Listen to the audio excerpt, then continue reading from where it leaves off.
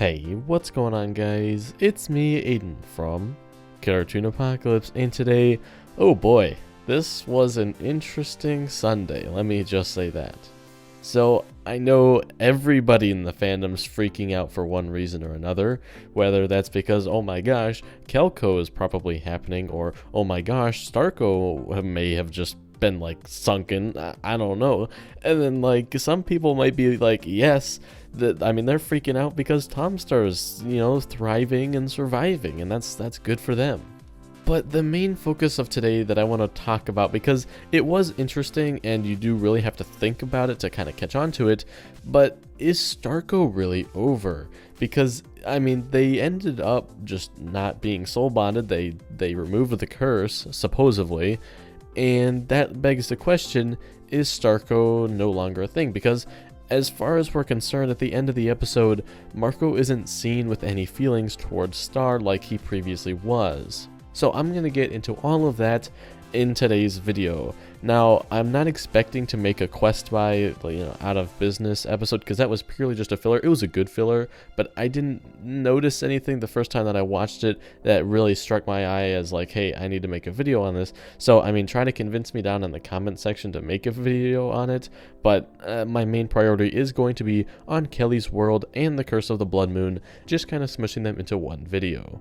So, Kelly's World, literally the entire episode, was only setting up for the Curse of the Blood Moon, giving Marco a reason to want to stop feeling these feelings towards Star. Because from my guess, he's wanting to start a relationship with Kelly, and that's where the Curse of the Blood Moon episode kind of picks up off of, because Marco's like, oh my gosh, I don't like these feelings, let's just have them go away, please.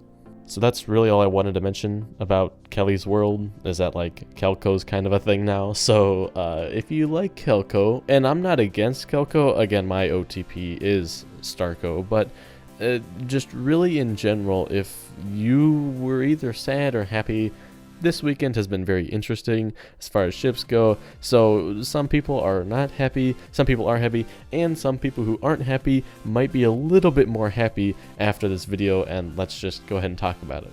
So the whole goal of the Curse of the Blood Moon episode was the characters trying to break the Curse of the Blood Moon.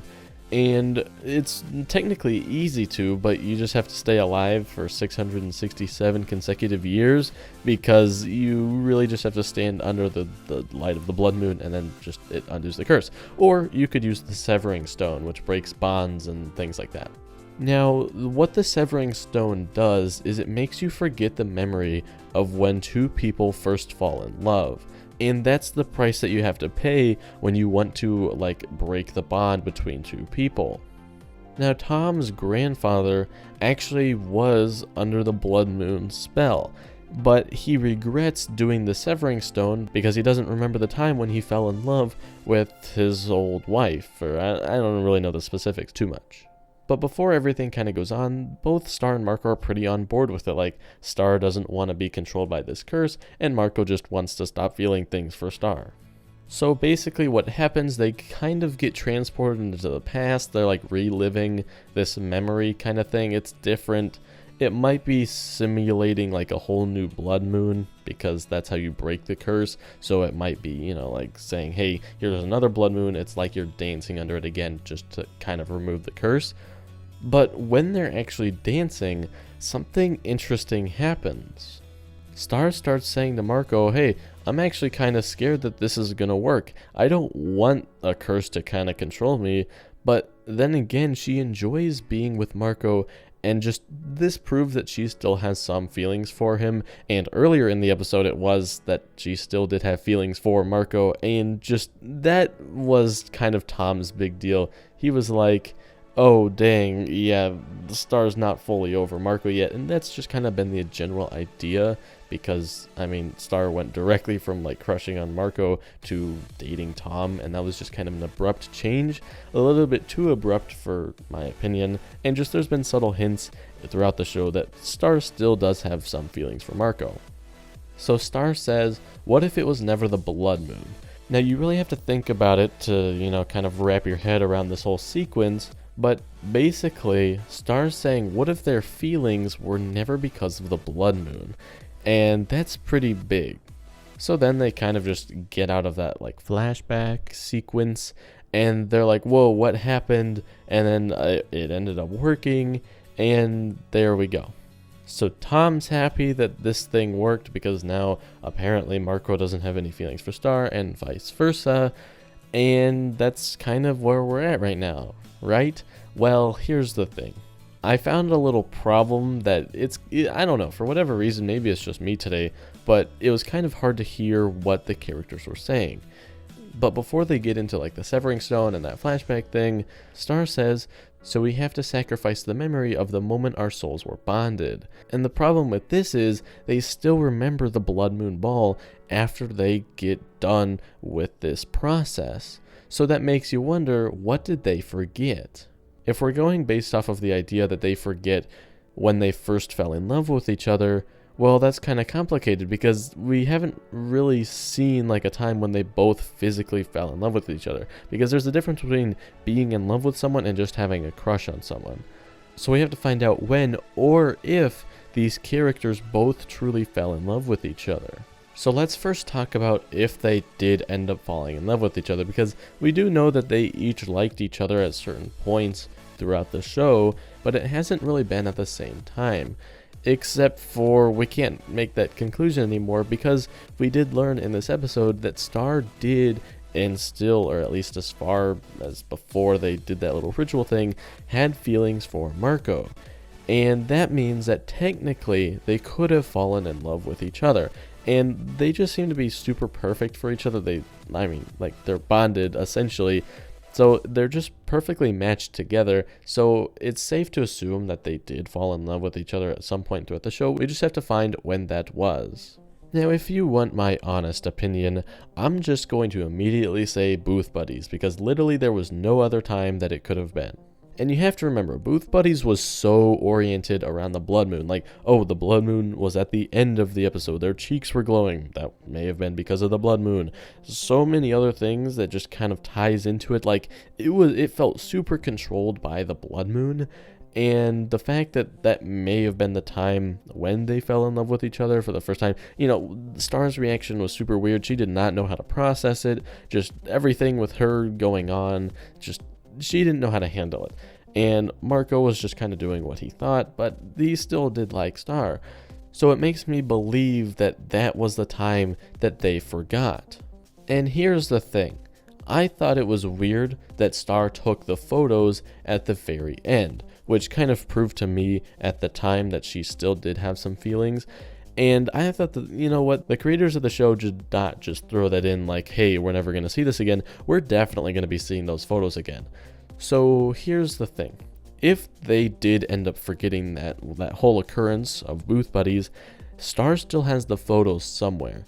I think she's going to find it somewhere, wherever she has it, and it's going to create this huge problem where she's like, wait, when did this happen?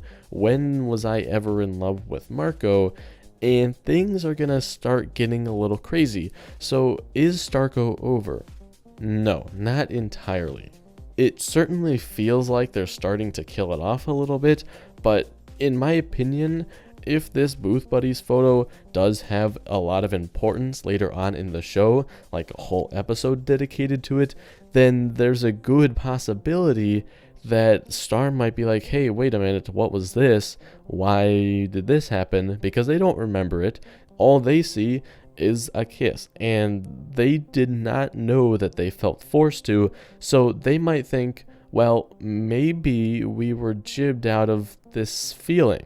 Maybe we did feel it and then I don't know. But the point is, since they forgot that whole occurrence, they may start to think that what the kiss was on purpose and they did enjoy that and they wanted to do that, and that might make them second guess what they're doing currently. So that's why Starco is not completely over, and that's why we should still have some hope for the future. As long as you're a Starco fan. Tom Star fans, you're still okay for now. And you Kelko fans, I guess, too. Now, a couple critiques for this episode. Star just was acting like season 1 and 2 Star, This episode felt really out of place as far as Star's character. Tom's character, though, was on point. They really hammered down that Tom has matured as a person and that he's just changed overall, and that is really amazing to see. I love how Tom is just now this new character. He's totally matured. He's gotten over all those past problems he had, and it's just awesome, and I love Tom's character now. However, the video that I made a couple days ago as far as why Tom should break up with Star, that still applies. This is not over yet. Star was acting really weird in this episode, and that was just to make the episode make a little bit more sense. So we'll have to see how Star starts to act again later in the show. But this episode was kind of weird, and that's my critique on it, is that Star just felt really different and weird. Like, it really did feel like a season 1 and 2 episode versus a season 3 episode, because Star has changed from season 1 to where we are now, and this episode just felt kind of out of place. But anyway, guys, I think that's going to be it for this video. I didn't want to like strain myself because literally I've been spending so much time every Sunday, so I'm trying to keep it a little bit more relaxed. Luckily, 2 of the episodes this week, well, one of them was just the Blood Moon one, and that was just one big long episode. And Kelly's World was also just kind of, it was like an opening segment to the Blood Moon Curse. It was literally like 2 minutes from that episode that you really needed to see. So that's kind of where the videos are with that. I will obviously be making more videos in the future, but there might not be another one today. This might be the only one today. I mean, because I have stuff to do aside from this. So yeah, that's kind of where we are now, but that's really going to be it for me in this video. But yeah, I'll talk to you guys in the next one. Goodbye. He's my grandpapa, papa, papa, papa, papa, papa, papa, papa, papa.